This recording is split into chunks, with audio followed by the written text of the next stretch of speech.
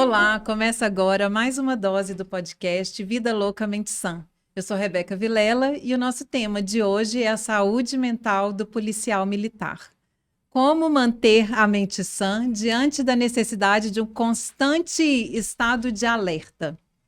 Para os racionais MCs, a polícia sempre dá o mau exemplo. Lava minha rua de sangue, leva o ódio para dentro de cada canto da cidade, para cima dos 4 extremos da simplicidade. A polícia passa e faz o seu papel, dinheiro na mão, corrupção à luz do céu. Ou será que ela existe para ajudar? Dizem que ela existe para proteger. Polícia para quem? Quem precisa de polícia? Quais são os limites da relação entre civis e militares? Dizem para você obedecer, dizem para você responder. Dizem para você cooperar, dizem para você respeitar.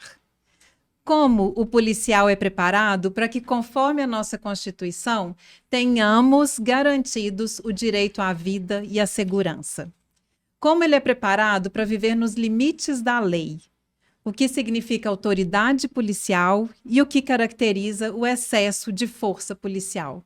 Quem vai ajudar a gente a compreender e conversar, bater um papo aí sobre esses temas e muito mais é a Cláudia Romualdo, coronel reformada da Polícia Militar, e Silvana Lobo, defensora pública. Então, vou pedir para cada uma de vocês se apresentarem, o percurso de vocês, o que vocês quiserem contar para a gente. Vamos começar com a mais importante?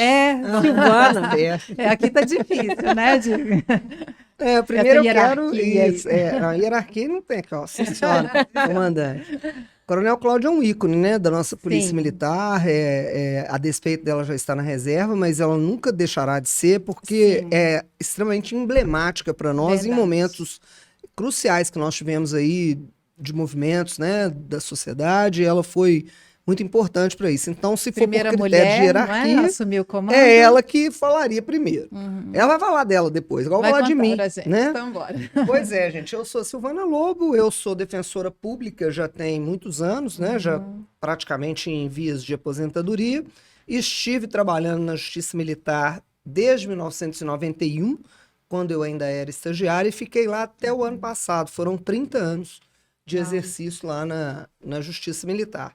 Então, claro que eu tenho algum conhecimento, mas mais da atuação do militar e nas operações que às vezes dava algum problema e que por isso se chegava até as bases da Justiça Militar. E algum conhecimento pela convivência, né, muito salutar, excelente convivência com os militares durante esse tempo todo. Também leciono na faculdade de Direito, no curso de Direito, né, da Faculdade de Ciências Humanas da FUMEC, já há algum tempo. Já tive a oportunidade de lecionar na Academia de Polícia Militar. Tenho um apreço muito grande pelos militares, porque que às vezes a sociedade não pensa, né, Cláudia? Ali dentro da farda tem um ser humano.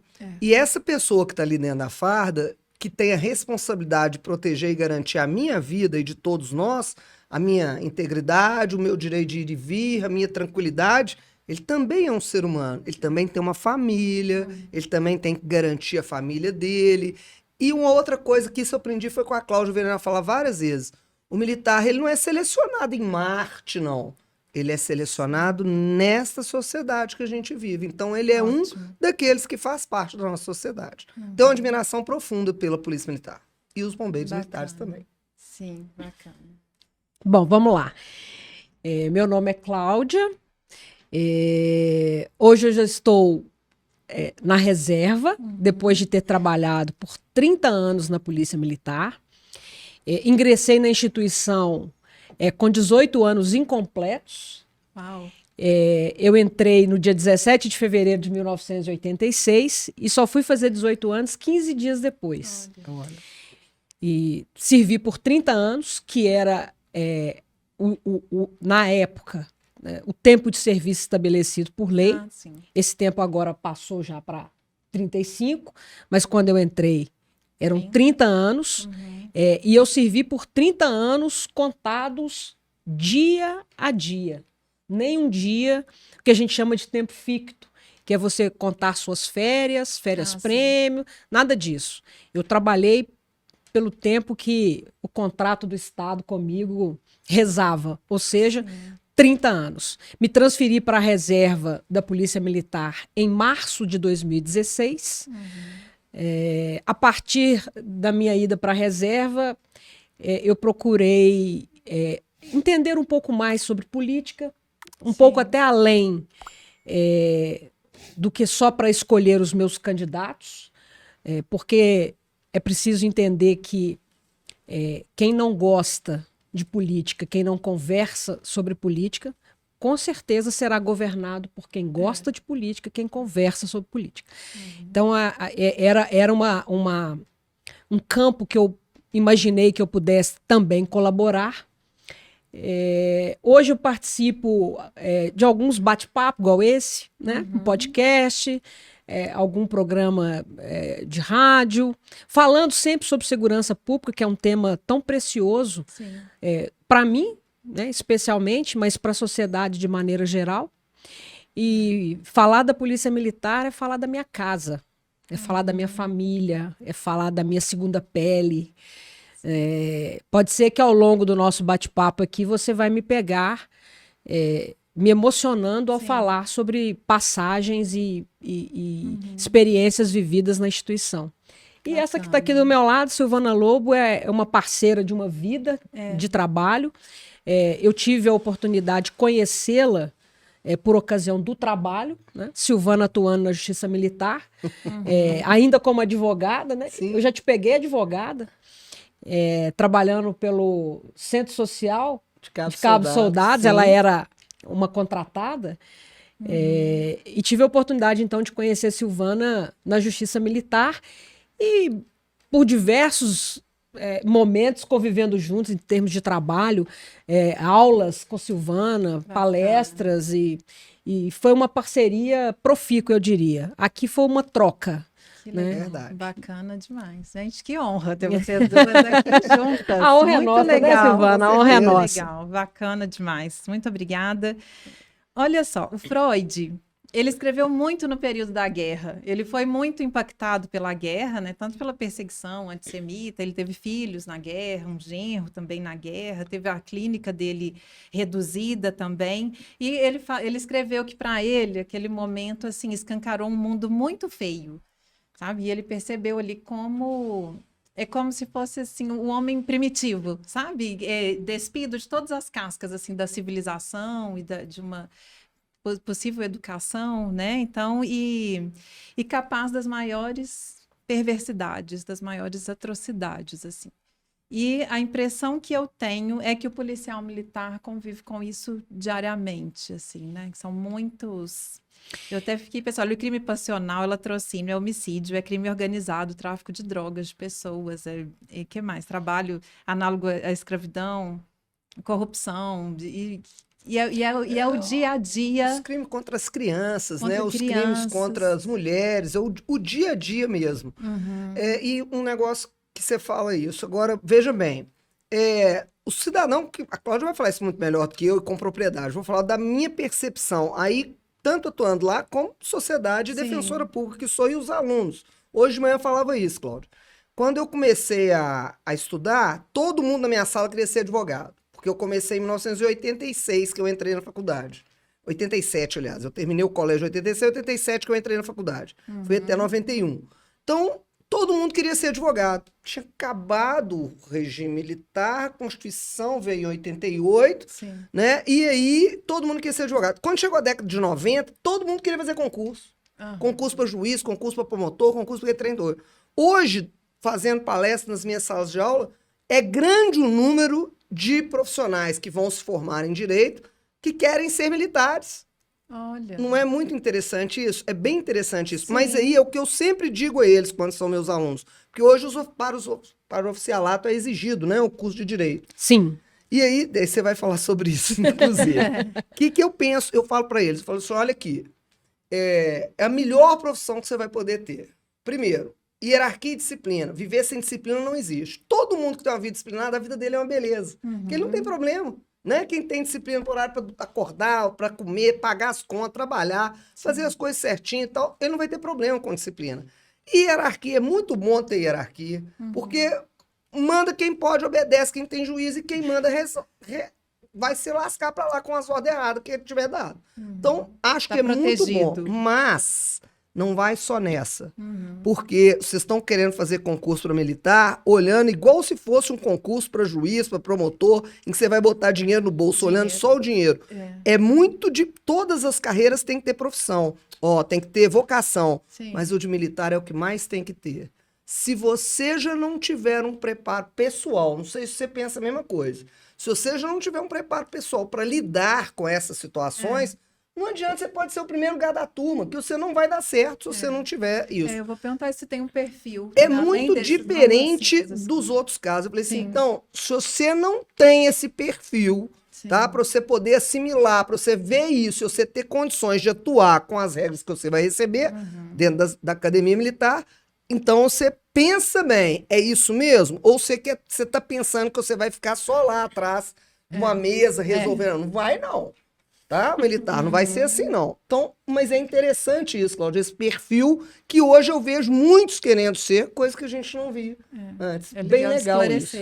Bom, uma das razões para essa situação que Silvana coloca, das pessoas hoje, né, dos alunos quererem ingressar numa carreira militar, eu penso, Silvana, que é fruto do próprio cuidado da instituição com seus profissionais, fruto da percepção da importância deste profissional na nossa vida do dia a dia.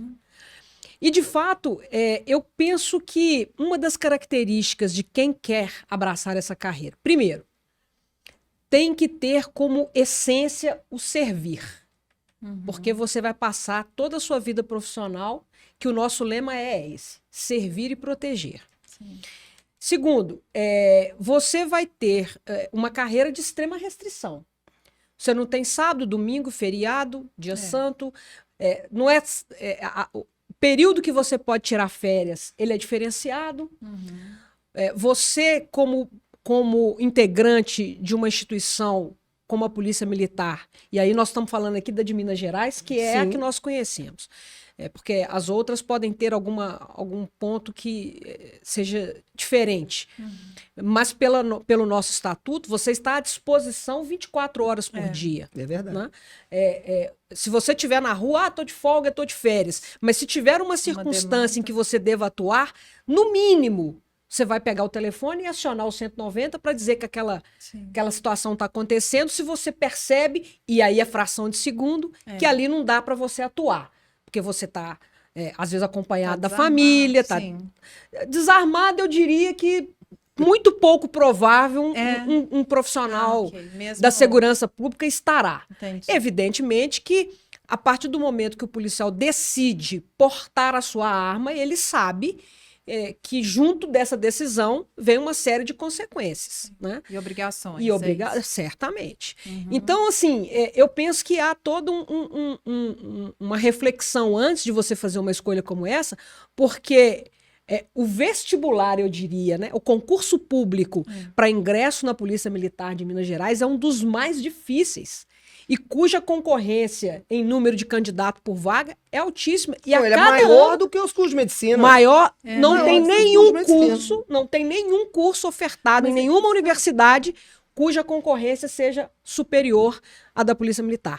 A fração candidato por vaga é algo assim impressionante. Esse é o de oficial ou não? Não, para ingresso na Polícia Militar. Porque hoje você tem duas portas. Você pode entrar como soldado ou você pode entrar como oficial. Como soldado, você tem que ter o superior completo, né, o 3º grau completo, mas pode ser de qualquer curso. Para você ser oficial, aí tem que ser especificamente o curso de Direito. Isso.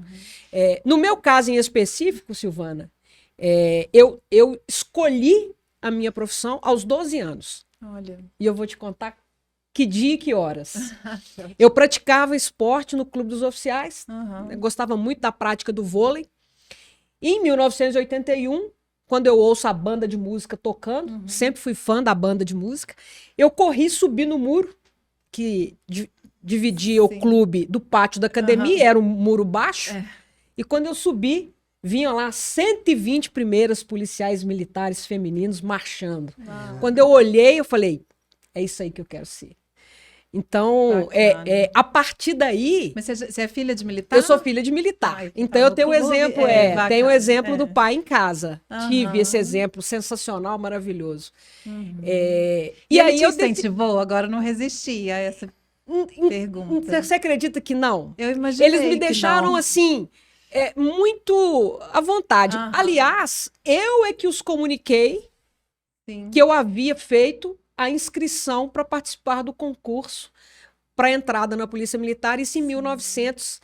A inscrição foi em 85, né? Começou em 85, eu estava terminando o meu terceiro ano. Fiz magistério, inclusive. Olha que interessante. Fiz magistério. Eu jurava que você teria feito científico. Não, fiz magistério, você acredita? Olha só.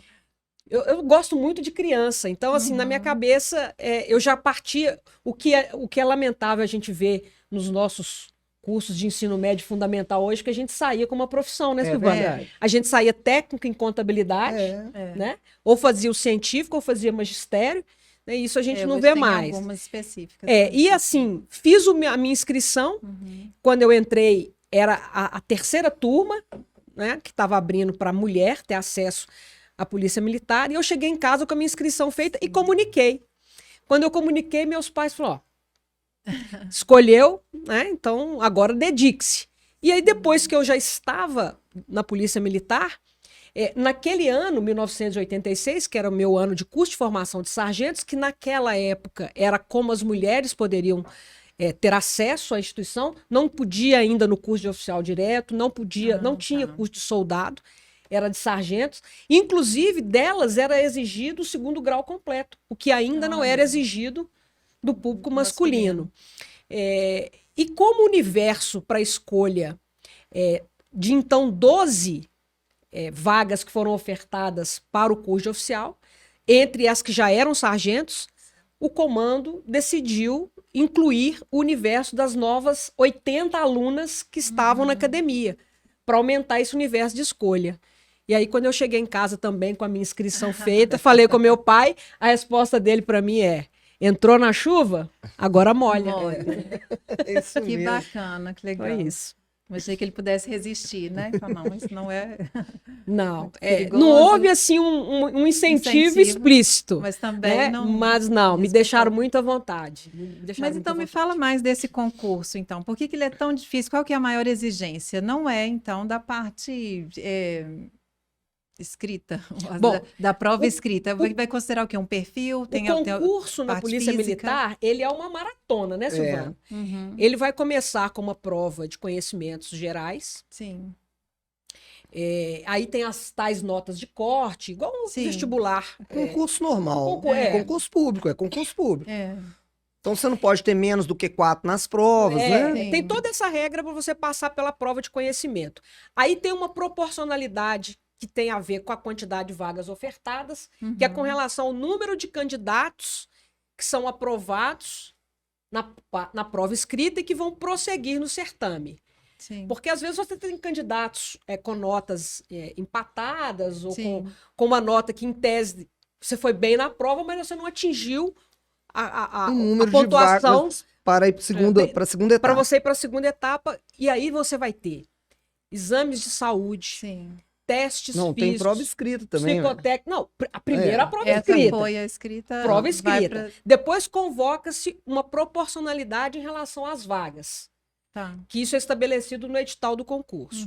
E aí você vai para essa segunda etapa. Você faz uma série de exames de saúde, você vai passar por testes físicos, você vai passar por teste psicotécnico. Então, assim, é um concurso bem difícil. Quando você, ao final, termina e você teve a classificação dentro das vagas que são ofertadas, você vai ser chamada para fazer sua matrícula e inicia o seu curso de formação. Aí, se você fez o concurso para soldado, tem uma grade específica, para o curso de oficial outra grade específica, e aí você começa seu curso de formação. Mas você já está, depois de um determinado tempo de formação, apto para trabalhar. Aí tem um momento exato onde você vai receber o seu fardamento, que evidentemente é depois de uma certa parcela já cumprida da carga horária no policiamento ostensivo, no manuseio de arma de fogo, né? Aí você vai poder receber sua farda e já começa a trabalhar fazendo uma série de estágios até a sua formação e a sua destinação final. Qual a unidade que você vai servir. Hoje, os concursos da Polícia Militar, eles são regionalizados, o que antes não era. Então, antes você fazia um curso aqui, mas você ia para qualquer lugar do estado. Hoje, os concursos já são regionalizados, de maneira que você já se inscreve para as vagas que são destinadas para aquele município. Você pode fazer a sua escolha já de acordo com o município que te interessa, que você esteja mais próximo de casa, enfim. Você pode fazer essa escolha ao se inscrever, conforme estabelece o edital. E o edital estabelece também vagas para homens e mulheres? Ou... Estabelece. Então, a nossa instituição, ela estabelece hoje, por lei, que o percentual feminino ele é de 10% do masculino. E aí a explicação é muito simples. É 10%? Gente. 10% ou no mínimo? 10%. Já foi 3%, passou para 5%, hoje é 10%. Então, o que acontece? A explicação é muito simples. Se deixar a mulherada... Ganha tudo. Ganha todas. Entra 90% de mulher. Que ótimo. Mulher, olha, não é por nada, gente. São mais dedicadas. Mulher é mais dedicada, tem mais foco, né? Quando ela estabelece o objetivo, ela não tergiversa. Só que para a profissão policial militar, diferentemente da Polícia Civil, que lá eles não têm essa distinção, é porque você está no embate da rua. E vamos combinar. Mulher não tem a mesma força física do que o homem. Você precisa da força física para você poder trabalhar na rua, porque é uma das formas de você atuar e, em muitas circunstâncias, efetuar uma prisão sem necessariamente ter que recorrer a qualquer tipo de arma. Nem letal e nem não letal. A força física vai ser suficiente. Então, você tem muito treinamento de defesa pessoal, né? E hoje nós já avançamos bastante, que nós já temos, inclusive, viaturas em que aquela guarnição que é composta, às vezes de 2, às vezes de 3 militares, ela é mista. Você tem, às vezes, 2 homens, uma mulher. Já temos diversas que pilotam motos, pilotam aeronave, dirigem as viaturas. A mulherada dá show. Então, como é que é? Como é que distribui ali o pessoal? Quem vai para onde? Quem vai para a rua? Quem vai para o administrativo? Depende da classificação, né? Também no concurso e depende da aptidão aí, né? Na verdade, Rebeca, assim, quando você entra para a instituição, você está entrando para atuar no policiamento ostensivo. Seja como soldado, seja como oficial. E depois que você entrou como soldado, você tem o curso de sargento. Né? Que você vai ocupar as funções. Depois de 10 anos que você está como soldado, tem a promoção a cabo, e depois você pode fazer os cursos internos, tem os concursos para você ser sargento. Então, quem que estabelece? No edital está estabelecido pelo menos a região em que você vai estar. Nós temos 19 regiões no estado de Minas Gerais. E o comandante regional, ele tem alguns municípios sob o seu comando. Cada município tem lá ou o batalhão, ou a companhia independente, né, ou a companhia que está destacada. E aí ele vai vendo o efetivo que ele tem e o efetivo que está ingressando para ele poder fazer essa distribuição conforme as necessidades e os índices criminais de cada local. Então, tem circunstâncias que são olhadas. População, né, os índices criminais que são postos ali para você fazer essa distribuição do efetivo. Né? Fazendo uma distribuição o mais adequado possível e pegando não só o policial militar masculino, quanto feminino. Porque hoje você vai precisar fazer uma busca pessoal numa mulher. No Mineirão a gente vê, que a gente vai no Mineirão, não tem jeito. Tem que ter uma mulher. Uma mulher. E às vezes tem muita parceria com o município, né? Porque hoje você tem guarda municipal, às vezes recorre e tal. Mas na medida do possível você tem essa distribuição que é feita pelo próprio comandante regional.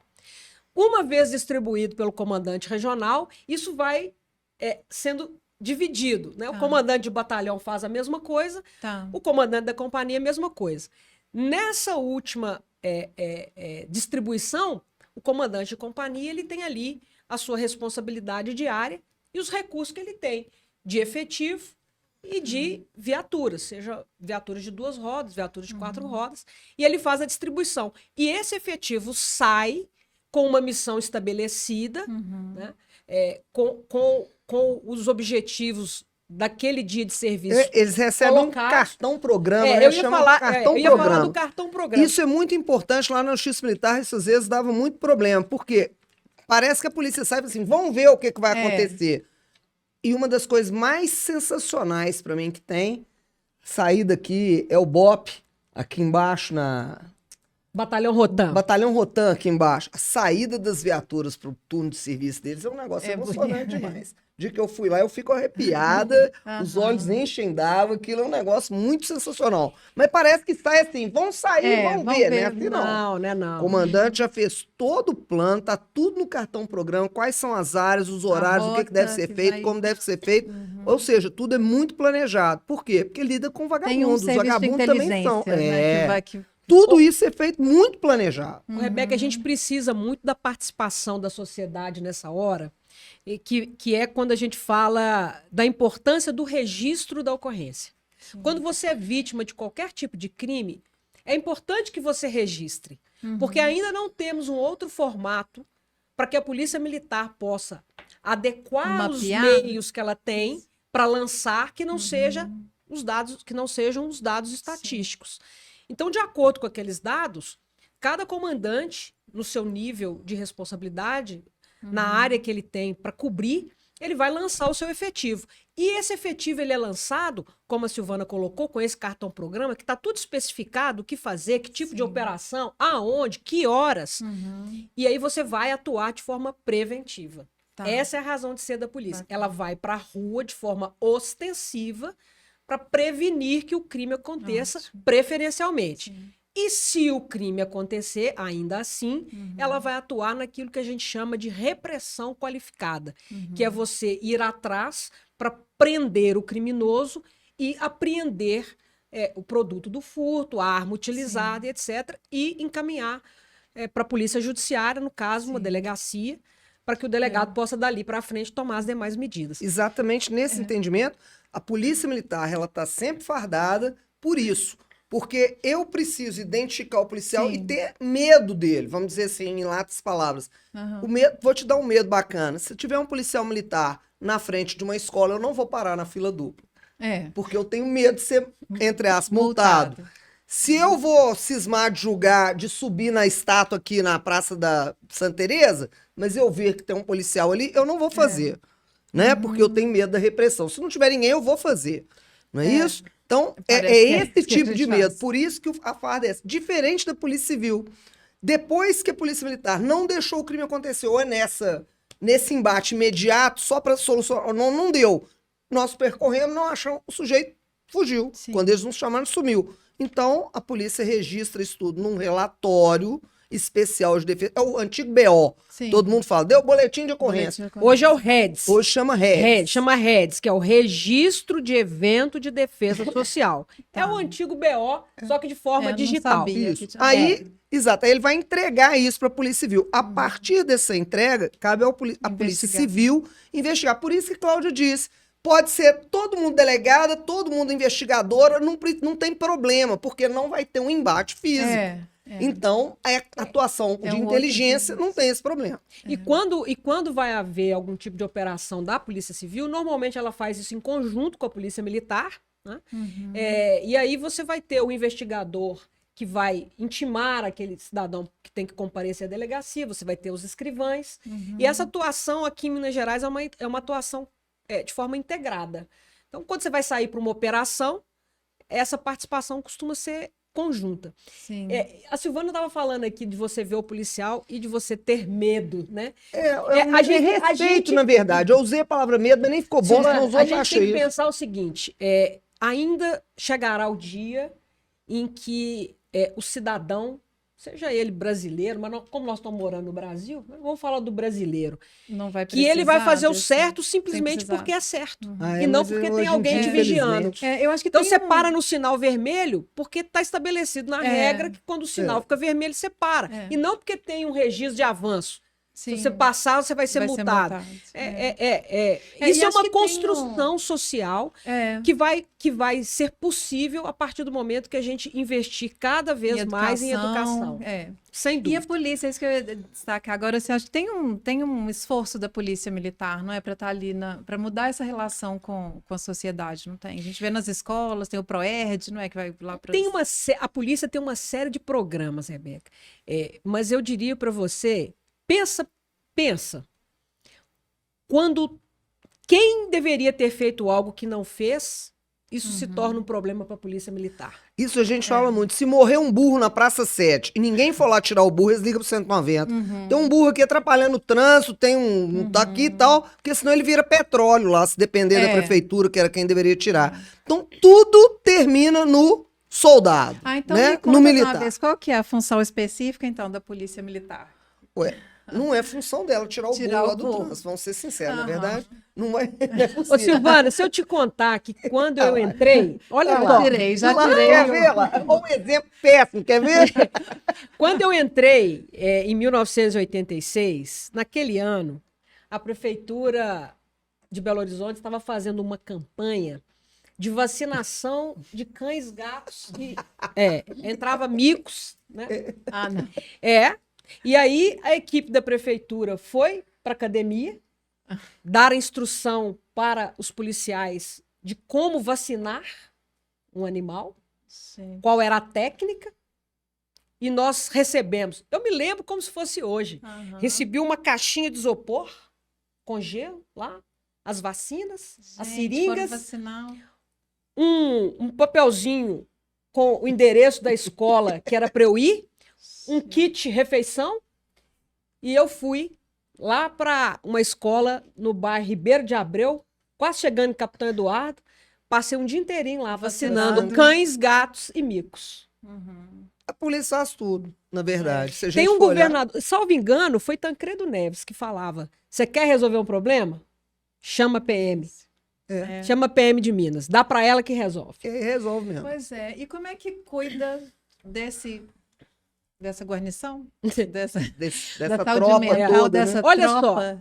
Uma das coisas que eu queria muito colocar, aproveitando a sua audiência e esse papo que a gente está aqui.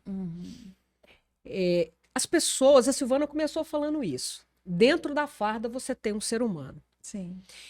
Imagine você, Rebeca, vamos colocar que você está muito nova para ter um filho na PM, mas digamos que você tem um irmão. Né? Digamos que você tem um irmão. Uma pessoa que você convive com ela ali, no dia a dia, né? Quando ele entrar numa farda e sair, o que é seu desejo de irmã? Vê-lo sair, cumprir a sua obrigação e voltar para casa. E voltar para casa. Então, a turma que fica aí com essa balela, né? Aí chega a ser risível você ter que falar isso, mas a gente vê, tá? Cansei de ver em manifestação, né? A turma que vem, não acabou, tem que acabar. Eu quero o fim da polícia militar. Ok. E você tira a força, você tira a polícia militar. Vai ter que entrar. Você vai colocar o quê no lugar? Cláudio, sabe por quê? A gente lembrar, nós tivemos aquela greve de policial militar, acho que no Nordeste, não sei se foi na Bahia ou se foi em Pernambuco. A polícia ficou, acho que foi na Bahia. Não deu 2 dias. No dia seguinte, tinha gente como eu, lá na delegacia, devolvendo a televisão. Por quê? Porque todo mundo invadiu as lojas todas, tirou tudo. Ele entrou também, pegou, mas ele falou, eu não era bandido. Mas como entrou todo mundo, eu fui no meio. Quer dizer, e se não tem polícia, a polícia é o Estado, gente. Onde o Estado não está, o bandido está. Olha só, eu falei isso na época que a Silvana, que eu ainda estava na ativa, Silvana cansou de me chamar para ir na FUMEC. É verdade. Conversar com a turma lá, com os alunos. E todas as vezes que eu fui na FUMEC, fui na UFMG, fui na UNA, enfim, todas porque eu estou falando disso, Rebeca, porque 2013, 2014, eu exerci, talvez, eu diria, a função que mais exigiu de mim, que foi comandar o policiamento da capital. Olha que loucura, foi o ano das manifestações. Quebraram a cidade toda aí. Ué. Foi o ano da Copa. E a gente falou muito da questão da mulher, você foi a primeira mulher, não é, a assumir o comando de policiamento da capital. Eu tinha sido antes a primeira coronel a assumir um comando operacional como coronel, que foi em Vespasiano. Isso foi em 2011. Depois disso já tivemos outras, né? Já tivemos outras coronéis aí comandando unidades operacionais, comandos de coronel, né? Mas na época eu fui a primeira. E depois fui a primeira a comandar o policiamento da capital. Nós ainda não tivemos uma outra, mas certamente em algum momento nós teremos uma outra. E assim... E nessa fase foi a fase das manifestações. Foi quando nós tivemos a Copa das Confederações e depois a Copa do Mundo. E eu vou falar, o trem só não ficou ruim por conta da tranquilidade com que a Cláudia governou toda a situação lá. Ela assim, Silvana... Eu não gosto que a gente fala, não, mas é verdade. Você sabe porque se a gente estabeleceu também algum tipo de comparativo aqui, não sei se é isso que a gente fez, entre feminino e masculino na polícia, eu acho que é legal destacar. Será que faz diferença mesmo nesse... Mas olha só... tem o tino policial dela, tudo, mas tem uma mulher por trás, porque ela teve muita tranquilidade na habilidade dela para controlar a situação. Ô, Silvana, olha só.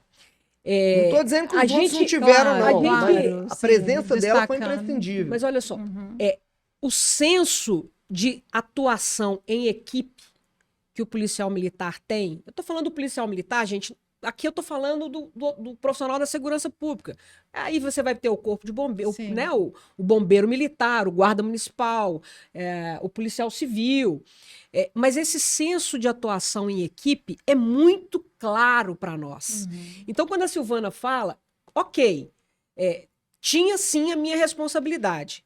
Né? Eu era comandante, eu era responsável pelos planejamentos, eu era responsável pelas ordens dadas, eu era responsável por passar as diretrizes do meu comando para os tenentes-coronéis que comandavam as unidades, que, diga-se de passagem, eu tinha um time de comandantes espetacular, não vou nem citar todos aqui, mas era um time espetacular.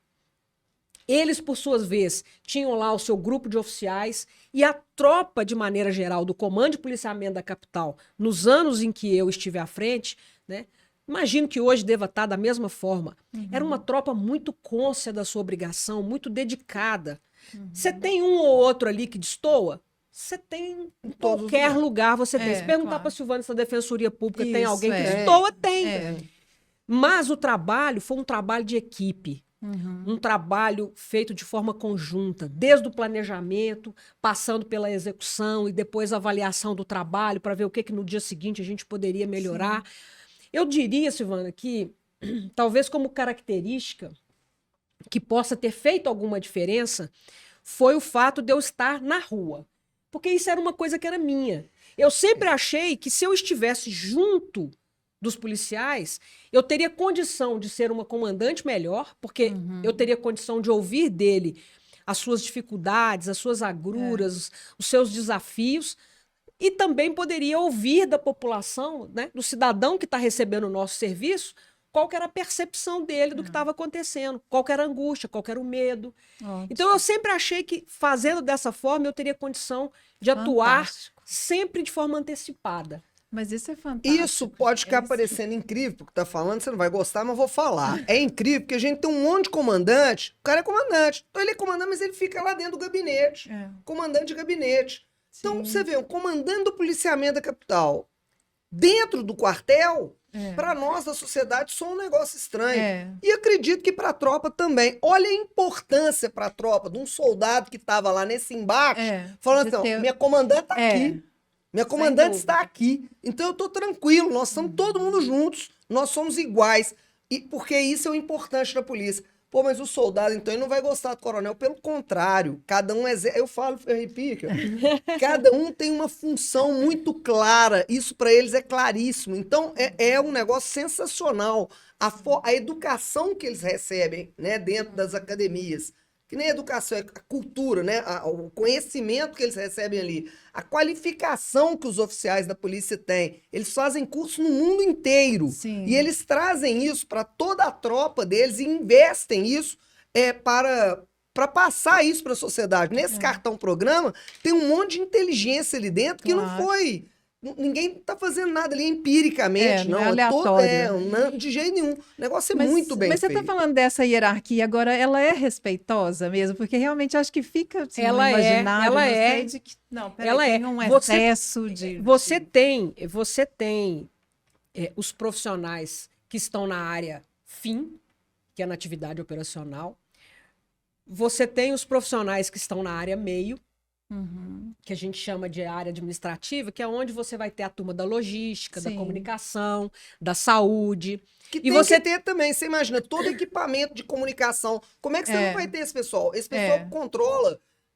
o 190 hoje já zangou, né? Não. O pessoal que controla essas chamadas todas, que controla tudo, que dá o apoio, é imprescindível de ter esse pessoal também. E assim, você tem quem está na área de ensino. Então, essas três áreas, elas se comunicam o tempo todo. Elas interagem, elas precisam estar extremamente afinadas para que o resultado, serviço na ponta da linha, seja um serviço de qualidade. Eu falo sem medo de errar que a Polícia Militar de Minas Gerais, se não a melhor, é uma das melhores. Mas eu ia perguntar isso. Uma das melhores, é uma das melhores do país. Em termos de treinamento, de atuação junto à comunidade, dos programas que ela tem, dessa convivência próxima da sociedade, ouvindo através dos conselhos, que a gente chama dos CONCEPs, que são os Conselhos de Segurança Pública, que são os momentos em que os responsáveis pela segurança pública, pelo policiamento naquele bairro, naquela cidade, se reúnem com a sociedade para conversar sobre isso, sobre essa importância dessa relação junto. É por isso que o cidadão precisa participar o mais que ele puder desse momento de avaliação, porque no final das contas é você que vai receber esse serviço de volta. Então, quando você mora, nós estamos falando de Belo Horizonte, você mora num determinado bairro, procura saber qual que é o batalhão que é responsável pelo meu bairro, qual que é a companhia, onde que ela fica, quem que é o militar que está ali à frente, qual que é o tenente, qual que é o major, qual que é o sargento. Se você vê uma viatura na rua, converse com o policial. Olha, eu ainda hei de ver de forma mais contundente acontecer, estou falando aqui em Minas porque é a nossa praia, né, Silvana? Sim. Mas eu quero ver isso acontecer no Brasil, no país todo. Essa cultura que o americano, por exemplo, tem, quando ele encontra com um policial na rua e ele o identifica, ou pela farda, ou por algum objeto que ele use, né, um cordão, um anel, né, ele se dirige a esse policial de forma extremamente respeitosa. E ele diz, thank your service. Obrigado pelo seu serviço. Isso. Porque, aqui, ó, agora chegou minha vez de arrepiar. Por quê? Porque, Rebeca, o policial militar, quando ele sai de casa para cumprir a sua jornada de trabalho, ele está ali e vai atuar e vai te defender, mesmo se ele precisar colocar a vida dele em risco, e ele nunca te viu na vida, ele não sabe nem quem você é. Isso é da vocação, isso é o compromisso que a gente faz. E quando eu pergunto do cuidado com esse policial, eu vou confessar para vocês, eu já fui abordada de forma não muito simpática por policial militar. Foram 2 vezes, uma vez foi porta de escola mesmo, eu não estava em fila dupla, mas eu estava estacionada num lugar que não podia estacionar mesmo. Mas o que acontecia? Eu tinha muito medo, eu tinha que pegar 2 crianças muito pequenas e mochila e sair andando com o menino, e tinha muito assalto na região. Sabe? Então, eu até fiz as perguntas para ele. Falei, tá, por que você, ao invés de estar na porta da escola, você não está lá embaixo, então, para me proteger? Para eu poder entrar no carro, colocar o cinto de segurança nas crianças e ir em paz, né? E outra vez... Aí, tá vendo? Enquanto tem a turma que quer acabar com a polícia, pergunta para ela se ela não queria ter um na porta da casa dela. Eu queria, eu perguntei isso para ele. Falei, eu só acho que você não devia estar aqui na porta da escola. Eu acho que você devia estar 2 quarteirões para baixo para eu descer com tranquilidade com 2 crianças muito pequenas. E eu saía com os meninos até sem colocar o cinto de segurança, para entrar depressa e já ir embora. E outra vez, não sei, foi em alguma situação de rua também, mas ele veio com muita... Não foi muito bacana. Mas o que eu fico pensando assim, na questão do cuidado com esse policial é porque eu imagino que seja uma pessoa que saia de casa com algum medo. Medo de não voltar, medo porque deixou o filho em casa. Qual medo ser de humano que não tem medo? O medo de morrer é que te faz ficar vivo. Mas quando eu saio, que te mantém quando vivo. eu saio para me colocar na linha de frente ali, como você disse, né? eu saio para me colocar, para ser o seu escudo, né? Para que você não, para garantir o seu direito à vida, o seu direito à segurança. É se colocar muito exposto, né? A essas situações. Fica, mas olha, e aí eu vou te falar nada, é o que eu percebi, tá? Do que chega lá para mim, do que chega para mim. Pelo contrário, eles saem, é um trabalho normal, é o natural deles. Tá. Nenhum deles sai de casa pensando nisso, Tá eu muito, posso não voltar. Tá muito bem preparado. A gente fala isso aqui, isso é um discurso meu e da Cláudia aqui. Se tivesse aqui um sargento operacional de rua e perguntasse para ele, pode não voltar, mas não, isso não... Porque senão o cara fica doido. Não vai, ele não vai trabalhar ele nenhum não vai. ano, não vai. Isso não passa pela cabeça então, dele. como é que cuida da saúde mental desse cara? É só com treinamento? O treinamento. Primeiro, foi a vocação, que foi aquilo que a gente falou. Ele precisa ter essa vocação. E segundo, o treinamento que ele recebe. Sim. Porque ele sabe como te proteger e se proteger. Tá. Né? Então, ele tem esse treinamento para isso. E um detalhe que eu sempre achei interessante. Dá muito problema, não tem dúvida. A gente vê muito policial, eu vejo lá, muito policial fazendo uso de bebida alcoólica demais da conta, fazendo uso, né, que eu já tenho um ano que eu tô afastado. Já saí, aposentei lá na Justiça Militar, eu já aposentei. Tô na escola da Defensoria, mas falando dessa experiência. Então, veja bem, muito com uso de droga também, já tem alguns com uso de crack, com uso disso. Nossa. Muitos apavorados, sabe? Quando chegam com pavor, você vai vendo que ele vai tendo... E geralmente teve um start. Teve algum problema, que algum colega morreu, ou que ele atendeu um negócio mais assim. Sim. E geralmente problema com a família quando tinha que ele trabalha distante e tal, e tem que ir e voltar todo dia. Ou... a família é toda transferida para um outro lugar, aí ele acha que está sendo perseguido pelo comandante, porque ele foi... Não às vezes é o arranjo uma logística. Assim, né? Então isso acarreta muito esse problema. Mas, em contrapartida, eu vejo sempre uma preocupação muito grande dos comandantes que antes de simplesmente procurar punir, é de verificar e tentar ajudar. O que é que está acontecendo? Vamos ver o que é possível fazer, até onde que isso é possível fazer. Então a gente vê que a polícia se preocupa com o policial dela. Sim. Tá? Ela não larga para lá, ó, afastou, dane-se, vai ficar afastada, aposenta, tira esse trem daí, não. Ela se preocupa com ele. Há uma preocupação. É claro que toda regra pode ter exceções. Claro, então, a gente já viu realmente situações que são esquisitas. Mas tem um acompanhamento psicológico, assim, ou é só depois desses eventos? Eu queria só começar falando, assim, da sua experiência com a polícia, que você falou que não foi boa. Eu vou te contar uma minha. Eu estava de carro com 2 amigos, eu dirigindo, tinha um amigo no banco do carona e tinha outro atrás. E aí eu passei, olha para você ver como é que os policiais que estão aí, estão de serviço e estão atentos. Eu passei, tinha uma viatura parada. É claro que, assim, no meu caso, é porque eu conheço como que funciona. Sim. Então, na hora que eu passei e que eu passei pela viatura, eu olhei pelo retrovisor, eu vi a viatura arrancando atrás, saindo do acostamento onde ela estava e veio atrás de mim. O que eu falei com os dois? Falei, olha, nós seremos abordados. Eles acharam estranho. Só fica tranquilo e faz o que o policial determinar. Porque tem comandos verbais que ele vai te dando. Porque se ele entendeu que é importante aquela abordagem, é porque ele tem indícios de que ali pode haver uma vítima em potencial, né? Pode haver algum problema. O que eles imaginaram? Que eu poderia estar sendo sequestrada. Tá. E aí eu fui no momento certinho que eles achavam que dava. Eles abordaram e desceram de forma extremamente técnica, arma em punho. E aí eles foram dando os comandos e eu fui fazendo. A hora que eu desci, e eles não me reconheceram. E eu falei com eles, olha, eu sou militar, vou pegar a carteira para vocês. Posso? Peguei minha carteira, mostrei e tal. Na hora que eles viram, ele falou assim, ô, seu coronel, a senhora desculpa e tal, porque nós achamos que era, né, algum problema e tal. E teve arma, tudo.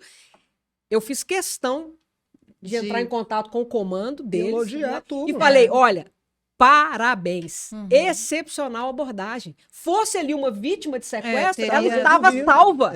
Ela estava salva.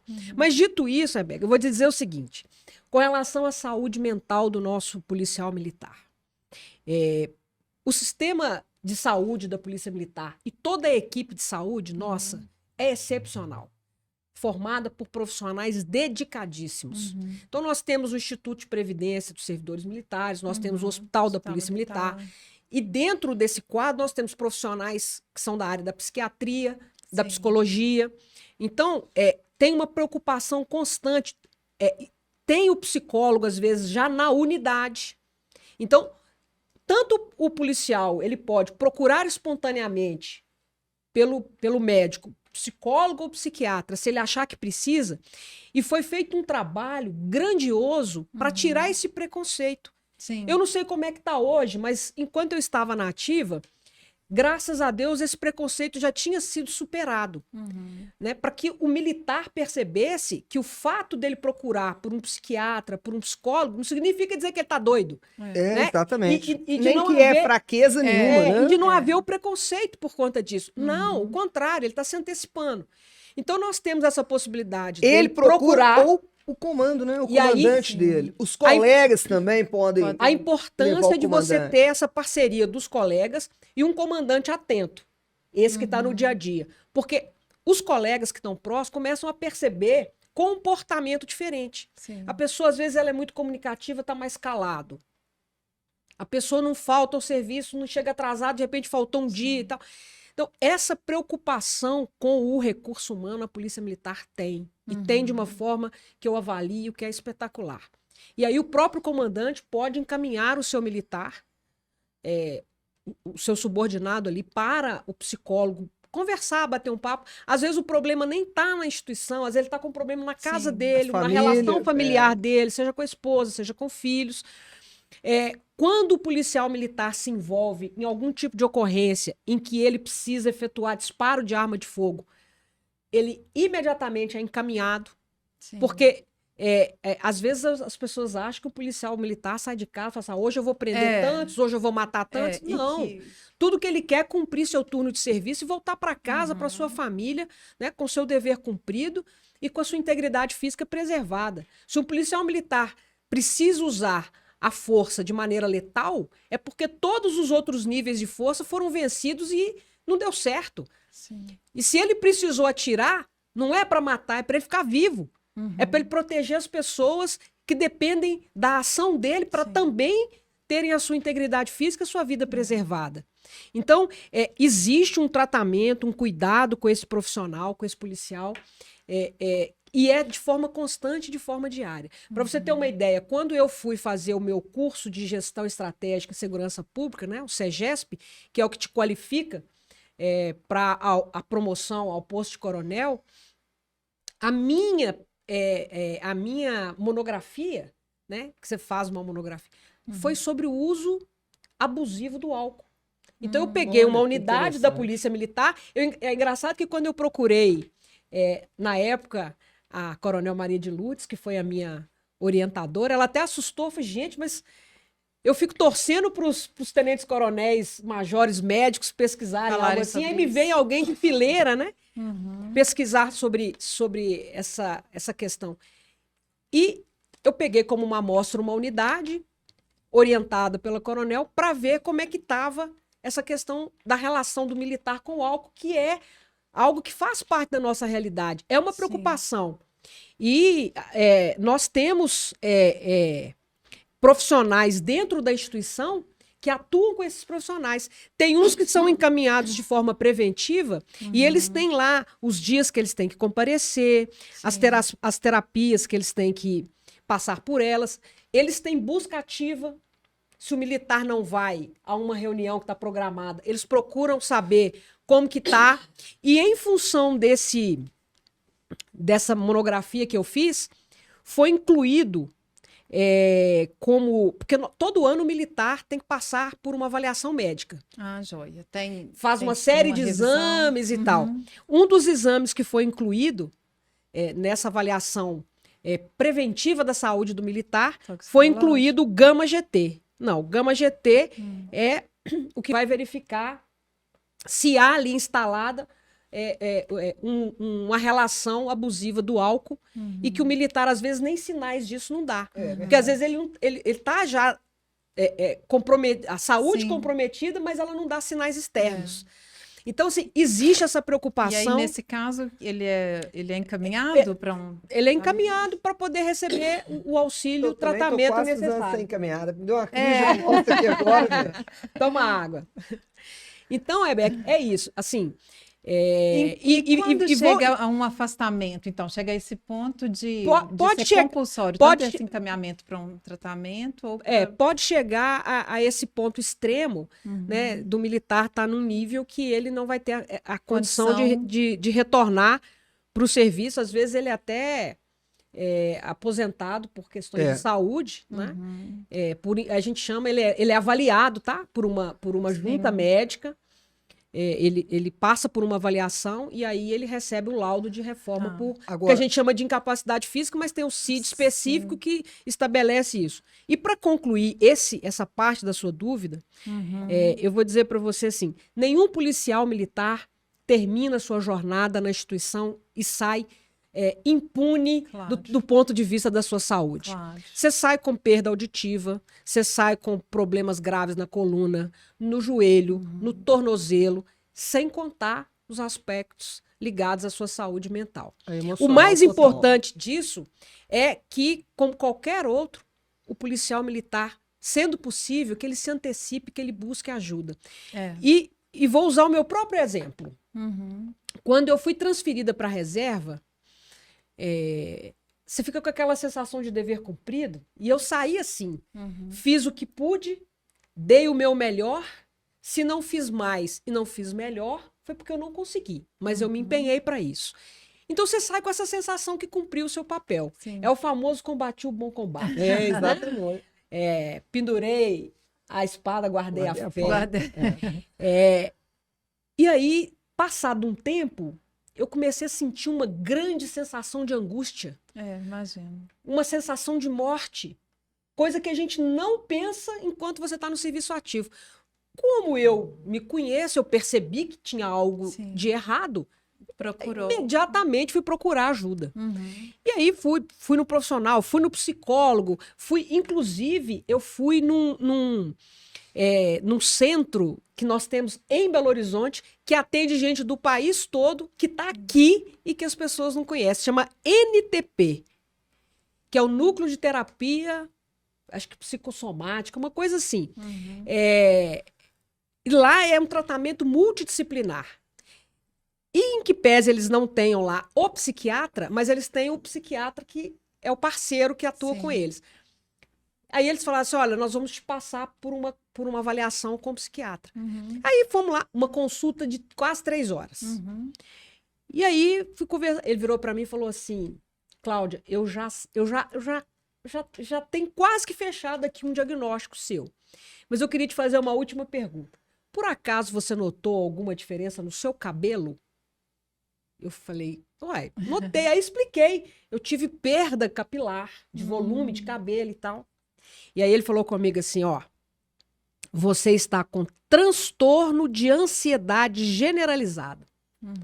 Algo extremamente comum de acontecer com profissionais que lidam com a morte o tempo todo e com muita responsabilidade. Ao contrário do que deveria ser, que é você terminou, tá aliviado, aí que vem aquela pressão. Descarregou tudo. Porque ali, você né? tirou aquela responsabilidade dos ombros, aí que você é acometido de algum tipo de transtorno assim. No meu caso, foi o transtorno de ansiedade generalizada, e ele falou: olha, que bom que você procurou ajuda. Claro. Olha que vai ser um tratamento mais longo, porque nós vamos precisar de um medicamento aqui.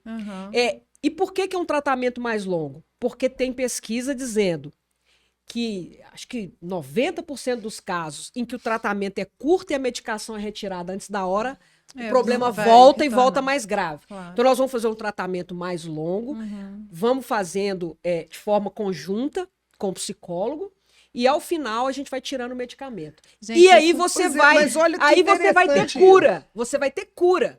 Porque se você não faz isso, se eu não tivesse ido, se esse transtorno tivesse se aprofundado, ele falou, talvez você chegaria ao ponto em que não teria mais como curar, só tratar, só controlar. Né? Então, assim, aproveito o ensejo para falar com todas as pessoas. Porque entra não dentro só os daquilo que você profissionais de segurança. Ele sai de casa pensando nisso? Não, a Cláudia nunca saiu de casa pensando nunca nisso. Saiu. No dia que parou, ali veio a sensação. Mas eu fiquei pensando, porque não pode pensar nisso, sabe? Não vai pode, pensar. Senão não dá conta. E só que vai segurando, uma hora o negócio... Na verdade, assim, você tem a somatória de preparo técnico profissional, preparo físico, preparo mental. Você tem um acionamento, às vezes você vai até participar de uma operação ou até de uma abordagem de forma que a gente chama de você voluntariamente está indo, né? Você se empenhou, você não foi nem acionado pelo 190, você se antecipou e foi fazer esse tipo de atuação. Quando você chega nesse momento, seu nível de adrenalina sobe, né? Então, todo mundo que já estudou um pouquinho sabe. O seu nível de adrenalina sobe, seus sentidos são aguçados, seu coração dispara, seu coração dispara. Porque, exatamente, ali você tá com a sua vida em risco. E aí você precisa se manter vivo, com a sua integridade física preservada, para você conseguir atuar, fazer o que tem que fazer e sair dali. Porque é o que a gente está falando, né? Se a gente fosse pensar, é algo que escapa ao nosso senso de percepção. Que eu tenho que colocar uma arma na cintura para me defender de um igual. Você imagina você defender de um bicho, né? Agora não do próprio ser humano. Isso é um negócio tão interessante, que você tá falando negócio de arma. Eu tenho uma arma que era do meu pai, e eu tenho como lembrança dele, tá até sem o tambor, ela é obsoleta para guardar como lembrança. Mas uma única vez eu fui fazer o teste, né, para poder ter porte de arma, etc. A minha sensação, olha bem, era num papel que eu tava dando tiro, né, porque foi horrível. Eu saí dele e falei assim, eu nunca mais quero nem mexer com isso. Sabe? A sensação de ser uma arma de verdade e tal. Pra ver, eu não teria preparo pra ser policial. A despeito de eu ter vivido ali tanto tempo, etc. Assim, eu não tenho preparo pra essa finalidade. E entender, né, como é que é a atuação deles. Porque, como o Cláudio disse, tudo é uma questão de segundos. E aí as pessoas falam o seguinte, mas o policial é treinado pra isso. Olha, por mais treinamento que você tem, é claro que ele é treinado, ele tem uma preparação. E é por isso que aconteceu daquela forma. Senão teria acontecido muito antes. Né? Então, ele tem um treinamento para isso, mas ele não é um super-homem, ele continua sendo um ser humano. E às vezes naquele dia, um dia que ele acordou mal, que ele teve uma sensação ruim, e que às vezes tem uma percepção ruim, e que às vezes a pessoa responde ele mal, porque nós brasileiros também somos muito mal preparados para os policiais, né?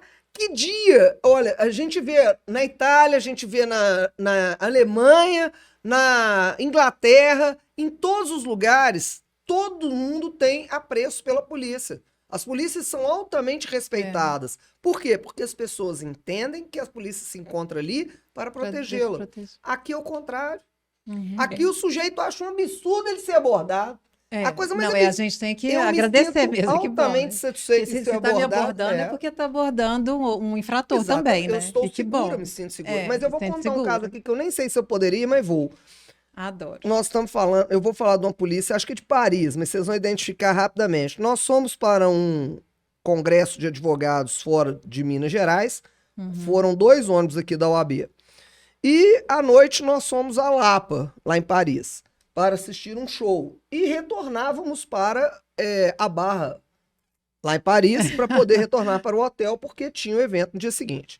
E aí, o motorista se perdeu porque ele não era de Paris. Sim. Ele era de Juiz de Fora. E aí ele não conseguiu chegar até a Barra. Perto de Paris. E aí, alguém inteligente falou assim, ali, tem uma viatura da polícia, vamos parar ali pedir ajuda. Eu tava sentada no último banco, eu saí correndo, não vai parar em polícia nenhuma, não. Não vai parar, não. Vocês podem pegar esse trem e tocar até um posto de gasolina, que eu vou entrar dentro de um táxi e vou pegar o táxi. Eu não tive coragem. Por quê? Porque um ônibus de advogados paranaenses que tinha saído do Paraná e ido até Paris, para esse congresso, foi parado por uma viatura, E essa viatura desses policiais simplesmente saquearam o ônibus. Indicaram o ônibus para ir para dentro de uma favela e lá o ônibus foi todo saqueado pelos favelados. Sim.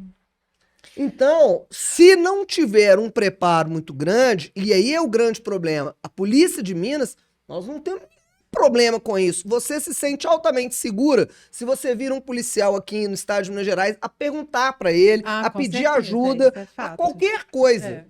Não é verdade? E às vezes isso não acontece no país inteiro. Aí vem um pensamento desse diferenciado. Você vai ver, por exemplo, a luta que tá aí com a briga. Põe câmera na farda do policial ou não põe câmera na farda do policial?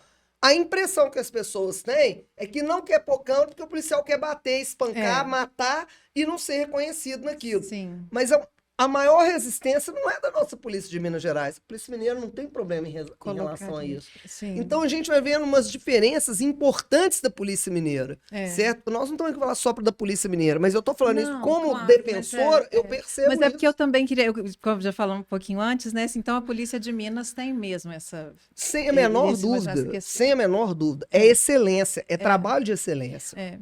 E aí, porque você está falando de corrupção, tudo, né? De rolo, de confusão, violência. De milícia, a polícia mineira né? não é violenta, ela não é uma polícia violenta, como, por exemplo, é a polícia de São Paulo. E ela não é uma polícia corrupta, como, por exemplo, é a polícia do Rio de Janeiro. Né? E isso não sou eu que estou falando, são os dados que demonstram isso. Agora, a Polícia Militar de São Paulo também é a 4ª maior força militar da América Latina, né? Porque armada. Você tem os exércitos e tem ela. Não é uma coisa muito simples de você atuar com isso. Né? Quando a gente vai mudando, conversando e debatendo sobre segurança pública, a gente tem diversos ângulos que nós podemos olhar. Né?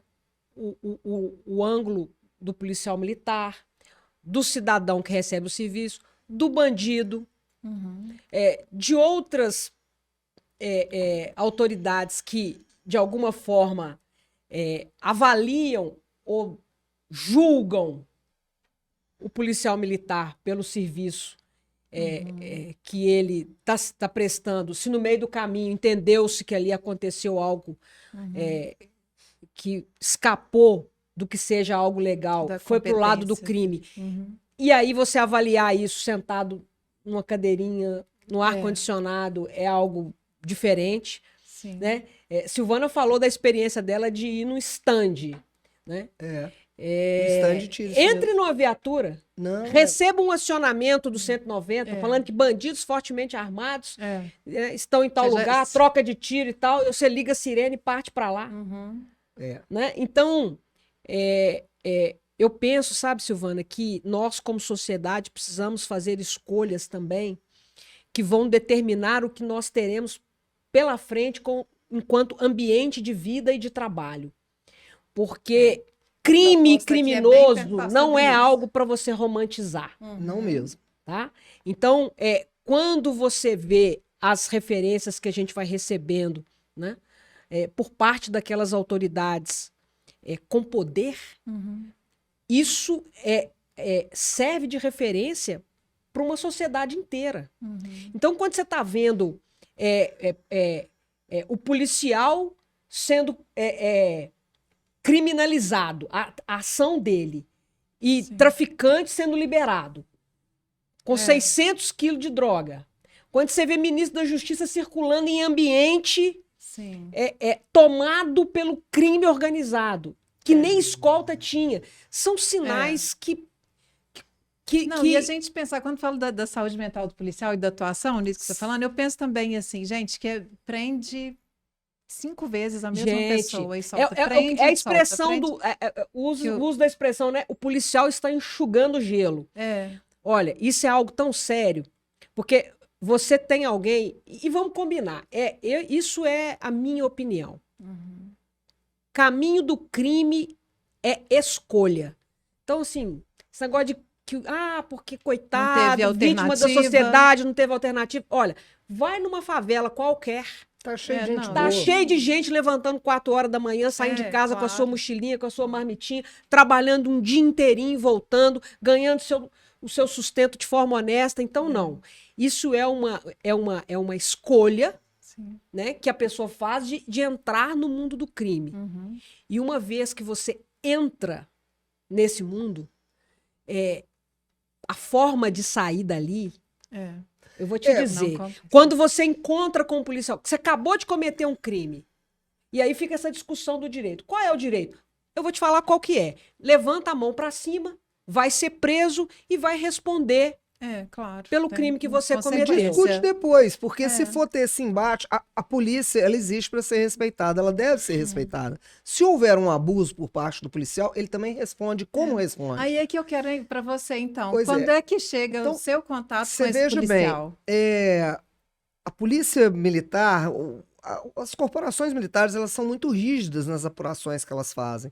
Então, nós temos aqui um número nós temos em todos os estados da federação a justiça militar específica.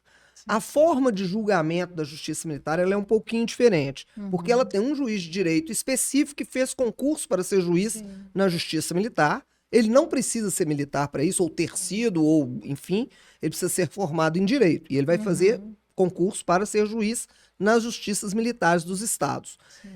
Só que a forma de julgar na justiça militar, quando o crime é contra o civil, quem julga é só o juiz de direito. Por exemplo, crime de tortura hoje é julgado na justiça militar, se é praticado pelo policial militar ou bombeiro militar. Crime de abuso de autoridade é julgado na justiça militar. Crime de lesão corporal, crime de corrupção, crime de peculato, e os crimes militares próprios. Dormir em serviço, desrespeito contra o superior, o desacato, o abandono de posto, embriaguez em serviço, né? A prática de ato libidinoso em lugar sujeito à administração militar é um crime específico, só tem no Código Penal, beleza. Então, quando nós temos crimes militares que envolvem interesse da administração militar, nós vamos ter, além do juiz de direito julgando, 4 oficiais julgando também. Esses oficiais são oficiais que estão na ativa. Mas durante 3 meses do ano, né, cada trimestre, janeiro, março, abril, junho, por aí vai, ele vai passar compondo esse conselho de sentença lá na Conselho de Justiça, né, lá na Justiça Militar. E ele participa de todos os julgamentos. Então, nós temos, na análise desses processos que são julgados, além da análise do direito, do tipo penal que está ali, né, se tem crime, se não tem crime, se tem legítima defesa, se não tem, tal, nós temos a análise administrativamente falando também. Como é que foi a vida profissional desse militar? O que o efeito, o que ele fez? Quais as consequências que isso traz para o nome da instituição, porque é muito fácil a gente falar isso, como eu falei aqui. A polícia do Rio é corrupta. É claro que não é todo policial que está lá. Às vezes é o ato de um policial ruim e isso reflete em todo mundo. Então, se a polícia de São Paulo é violenta, não é o ato de todo mundo que está lá, mas ele reflete no nome e tal. Então, a justiça militar, ela tem muito essa característica. E mais ainda, porque no estado de Minas Gerais, no estado de São Paulo e no estado do Rio Grande do Sul, além de existir a justiça militar no estado, existe um tribunal de justiça militar, que é específico para julgamento das apelações, dos recursos, dos processos que são julgados em primeira instância. E aí pode parecer, justiça militar é protecionista. Eu ia falar isso agora, Silvana. Né? Ia falar isso agora. Às vezes as pessoas têm essa percepção de uma justiça corporativista. Para quebrar o galho. Gente, é extremamente rigorosa. É exatamente o contrário. É exatamente o contrário. E aí eu tenho 2 falas. Eu tenho uma fala como defensora pública deles, como, entre aspas, advogada deles. Vão acabar com esse trem de justiça militar, gente. Porque se acabar com esse trem, eu tô tranquilo. Eles também viram um pandemônio. Em compensação, na visão de Silvana Sociedade, a justiça militar... Eu não atendi um militar até hoje que fala assim, a senhora vai me ver aqui de novo. Eu falo assim, nunca mais a senhora me vê aqui. A senhora não me vê aqui nunca mais, doutor. Só pode ter certeza que a senhora não me vê. E olha que rarissimamente eu tive militares lá que fizeram coisas erradas, assim... Que apronta, né? Tem um que mexe com a droga lá, o outro apronta, toma um trem ali, tirou um... Mas geralmente ele estava em atuação. Então, absolvido, então, não volto aqui nunca mais, só não vai ter esse problema comigo, só não vai me ver. Silvana, sem contar o seguinte, nós temos os crimes que acabam prescrevendo. As penas. Aqui na Justiça Militar de Minas não tem mais não, viu? A prescrição de um crime se dá quando ultrapassa o tempo que o Estado tem para punir e ele não pune nesse tempo que ele tem. É diferente. Se não tivesse a justiça militar e se fosse para a justiça comum... 90% de prescrição. Você tá entendendo? Então, assim, é mais uma espada de Damocles que fica na cabeça do militar, sabendo que qualquer coisa que ele fizer e fizer de errado, ele responde por isso. Ele compromete a carreira, ele pode comprometer o sustento todo da o problema dele é administrativo disciplinar, porque eles têm um código disciplinar rígido demais da conta, e isso influencia na promoção dele, nas pretensões de curso que ele tem. Sobre 2 aspectos ali, que tem esse da justiça e esse que é específico administrativo disciplinar. Mas tem um código específico, isso que para mim não ficou claro. Vou te falar tem um Código negócio. Penal Militar. Tem o Código Penal Militar, Código de Processo Penal Militar, as regras que regulamentam, que estabelecem os seus direitos e deveres estão no Estatuto do Servidor Militar do Estado. E ele pode responder por ele administrativamente. E você tem o Código de Ética. Então, o Código o Código Penal Comum também, porque ele também responde pelo Código Penal Comum. Ou seja, nunca mais vamos ser disciplinados. Agora, deixa eu te falar aqui, assim, algo que eu, pelo menos, enxergo com isso como o absurdo do absurdo do absurdo, mas nós precisamos pensar como mudar. Imagine que você está lá na sua casa, vítima de sequestro, arma apontada para sua cabeça, e, para sua sorte, uma viatura passa próximo, enxerga, salva sua vida porque o policial militar disparou e matou o seu algoz. Sabe o que acontece com esse policial? Vai ser julgado por homicídio. Ele vai, na mesma hora, ser recolhido para o quartel. Preso. Em flagrante. Vai ser feito um auto de prisão em flagrante dele. A arma dele vai ser recolhida. Ele não pode sequer voltar na casa dele naquele dia, porque ele está preso. Aí aquele processo... Aí tem que ouvir as pessoas, né? Todo o auto de prisão em flagrante. Ouve todo mundo. No dia seguinte, se houver agilidade, a gente sempre incentiva que haja essa agilidade, esse auto de prisão em flagrante vai para a Justiça Militar. Um juiz recebe, abre visto para um promotor de justiça se manifestar ali. Enquanto isso, sabe o que o comandante fica lá fazendo? Porque sabe que o seu policial está nessa condição, corre tentando buscar todo o aparato judicial ou de assessoramento que ele pode, né? Quando a unidade tem o assessor jurídico, você busca o assessor jurídico para vocês tentar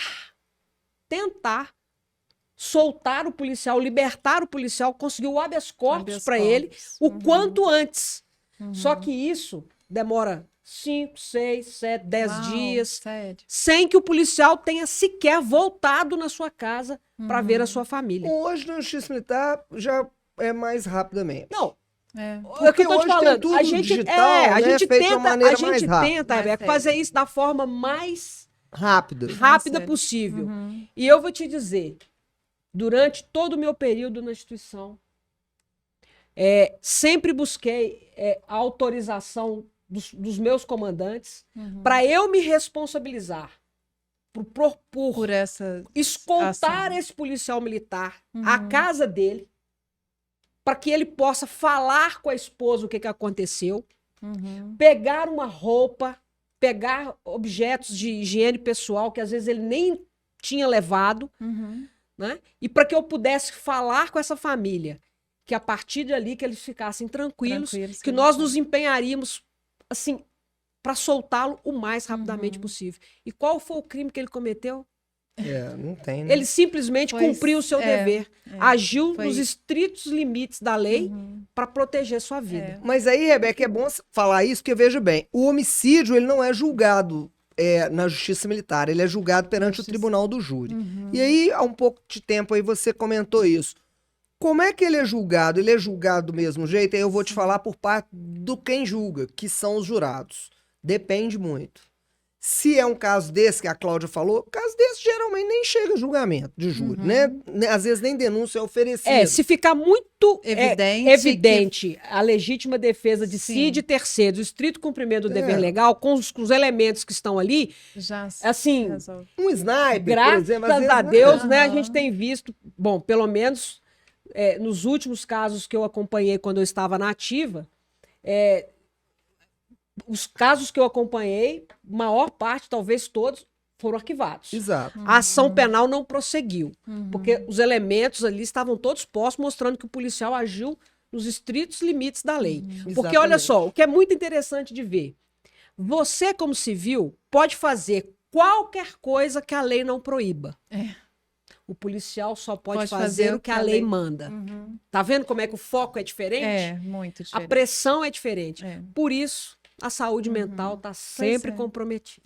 E aí, o defensor público sempre está presente na defesa ou não? Ou é ele tem à disposição. Ele pode ter o defensor pessoal dele, contratado por ele, que ele queira contratar. E hoje, inclusive, teve... As associações de classe, elas costumam ter um corpo jurídico para poder atender os militares associados nesse hoje momento. A Defensoria Pública, inclusive, fez um termo de cooperação com a Polícia Militar, e agora com a Polícia Civil também tem, com as demais, né, forças de segurança, nesse sentido. Que hoje, quando o policial faz uso da força letal, da arma, vamos dizer, ele tem direito de ser acompanhado pelo defensor público desde o inquérito policial. E a Defensoria Pública de Minas tem feito isso em todos em que há esse pedido. E isso é muito importante ser feito, porque essa coleta de prova naquele momento, né, em que o fato aconteceu, para não deixar para depois. Então, tem sido feito essa assistência diferenciada, porque hoje isso consta da lei, foi inserido, inclusive, no governo Bolsonaro, a respeito dessa exigência, né? O Código de Processo Penal Militar e o Código de Processo Penal Comum tem essa determinação de que necessariamente no uso da força letal, da atuação do militar, deve ser feito acompanhamento pela Defensoria Pública, se ele quiser também. Se ele não quiser, ele pode contratar o advogado de gosto dele. Se não tiver mudado, eu estou falando assim, porque às vezes pode ter tido alguma mudança, sabe, Rebeca? Se não tiver mudado nada, creio que não, existe norma interna que recomenda que nestes casos o comandante da unidade ele tem que se fazer presente ao local da ocorrência. Justamente porque aí você vai preservar esses elementos de prova para que o policial possa ter o amparo, porque ele atuou em serviço. Agora, e a dificuldade ainda vem pelo lado do jurado. Porque se nós temos um caso desse, em que o policial está agindo policialmente, tranquilamente, contra uma pessoa que seja autora de delitos, etc., a sociedade hoje vai ser tranquila, entre aspas, em relação ao policial. Mas se acontece de dar um problema qualquer, do tiro acertar uma outra pessoa, e etc. Aqui, nós temos no Brasil um problema muito sério disso.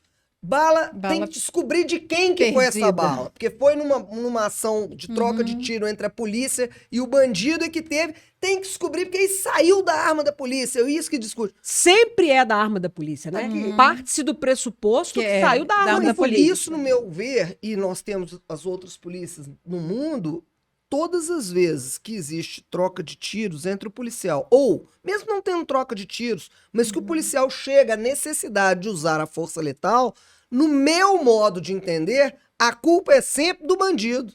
Porque foi ele que provocou. Claro. Se ele não tivesse arrumado a cuanga que ele arrumou ali, não teria tido esse problema. E outra. Aqui no Brasil é o contrário. Você tem que deixar tudo acontecer porque é a culpa do policial. Agora, veja bem, nós estamos aqui analisando as ações policiais corretas, legítimas. Eu não estou dizendo que vai entrar para exterminar os outros dentro de favela, que a gente também tem notícia de situações eu preciso fechar aqui, porque senão eu não acabo essa conversa com vocês, mas eu quero saber, então, só isso, que acho que não dá para passar. Quando é que caracterizado o excesso, então, do policial? Não, aí realmente, porque você falou que é tudo adequado. Olha, é o que eu estou dizendo, tudo tem uma operação que já foi previamente prevista para ser realizada. Ah, não, mas é uma perseguição, porque foi uma situação de momento.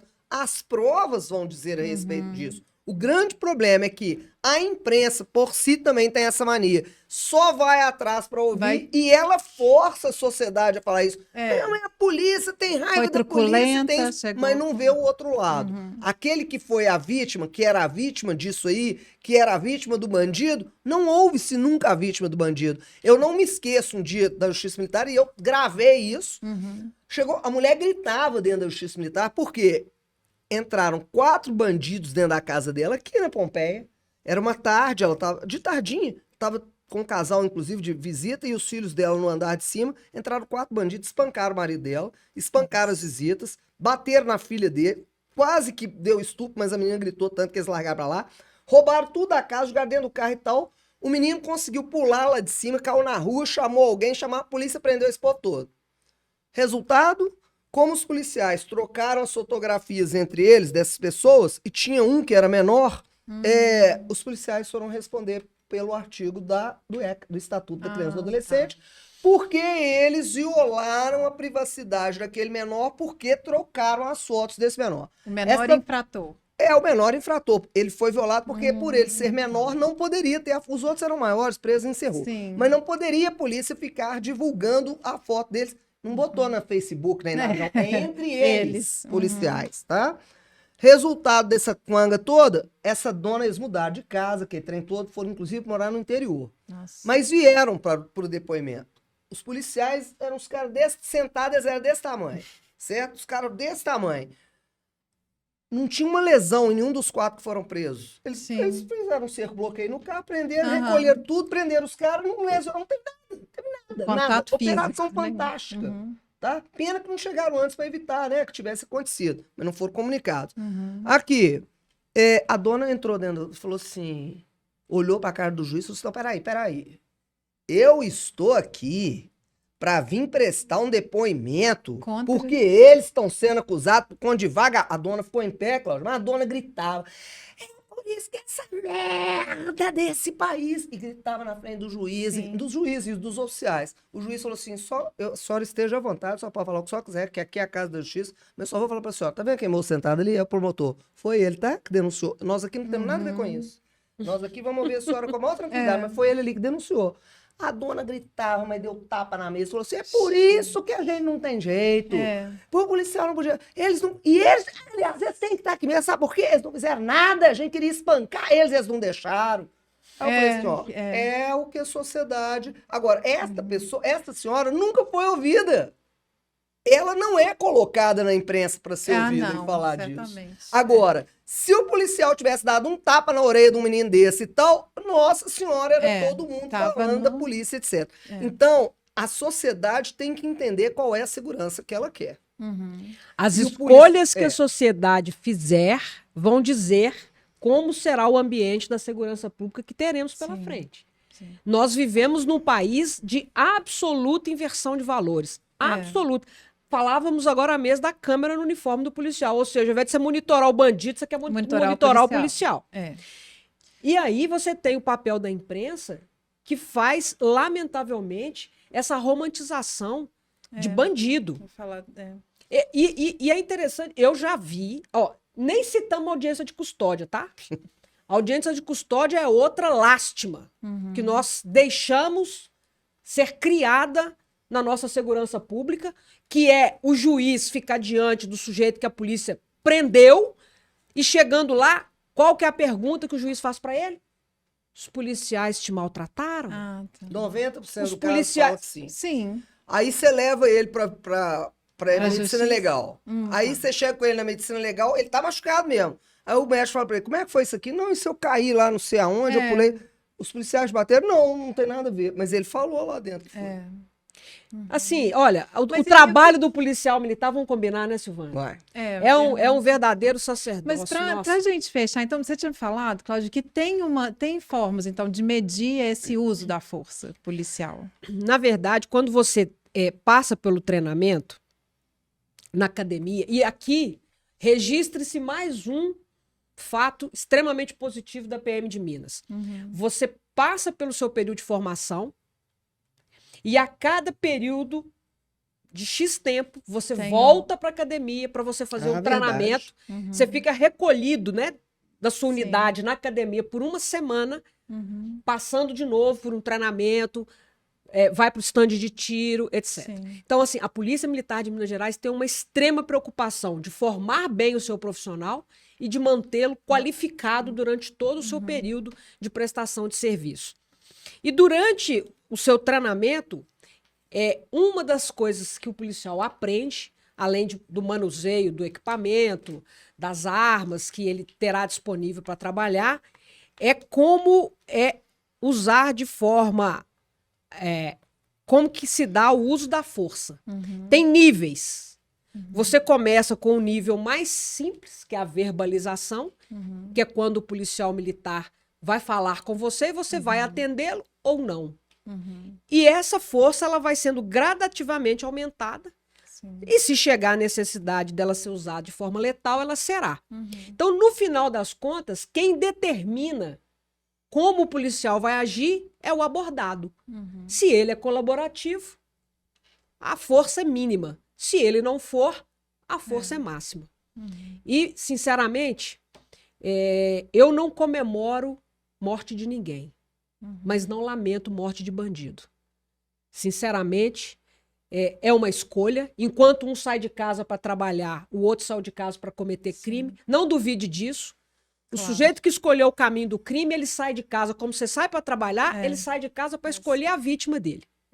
Então é por isso que nessa relação da polícia com a sociedade, a gente sempre gosta de convocá-la para que ela participe, para que ela possa nos ajudar a ajudá-la. Você diminuir a vulnerabilidade das pessoas, tornar o ambiente para o crime desfavorável, porque quando a gente está falando aqui do triângulo do crime, né, que tem o ambiente favorável, a vítima vulnerável e o infrator motivado, duas variáveis você pode interferir.